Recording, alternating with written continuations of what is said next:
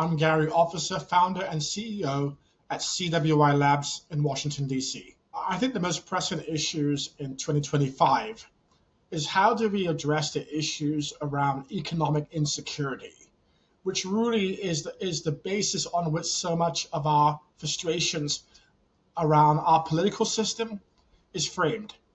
How do we make sure that we are close enough and enjoy a level of proximity with the people that are suffering, that have aspirations, that are fearful, that have lost out in the workforce, so they can see a future for themselves informed by opportunity and by success?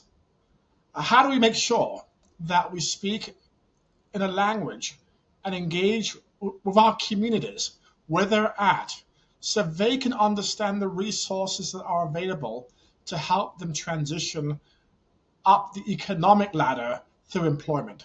People who have suffered in our workforce, and there are many people out there who have been laid off sort of every 7 to 8, 10 years, they are hurting. They have experienced significant rejection, and that rejection has impacted their psychic. We need to first of all acknowledge their pain. We need to be empathetic around their circumstances, and we need to give them hope. And hope comes with both understanding who they are, but also making sure that the resources that are available, they know exist, so they can tap those resources to become credentialed in areas where there are in-demand occupations and where there's a pathway for them back into the workforce. But it begins with empathy. It begins with proximity. It begins with understanding the person and also helping to lift them up to what is possible in the new workforce environment. And we as workforce leaders have to do that, because too often we talk in codes and we speak in all manner of industry jargon that is not understandable to the ordinary person. They need to know what resources are available, how do they tap those resources, and how those resources will lead to opportunities for themselves and their families. My call to action to our nation's workforce development networks ecosystem is simple. We have to get much closer to the people that we are serving. We need to make sure they understand the resources that are available. We cannot speak at them like they know.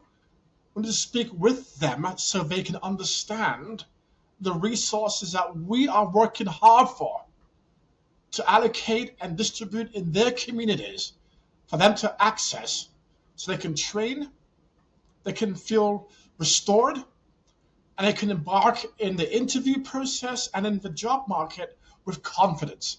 We have a responsibility to do that. I think the workforce system in this country continues to be balkanized. There's different networks. We're all doing different things. But I do hope, and I think WorkingNation does a fantastic job at this, in keeping in mind who are we here to serve. And storytelling and proximity informs not just our empathy and compassion, it drives our purpose. It forces us to challenge our assumptions about how we are delivering our programs. What kind of training tools are we offering? What kind of relationships do we have with our employer network so that we can produce employers that will hire the people that we're training?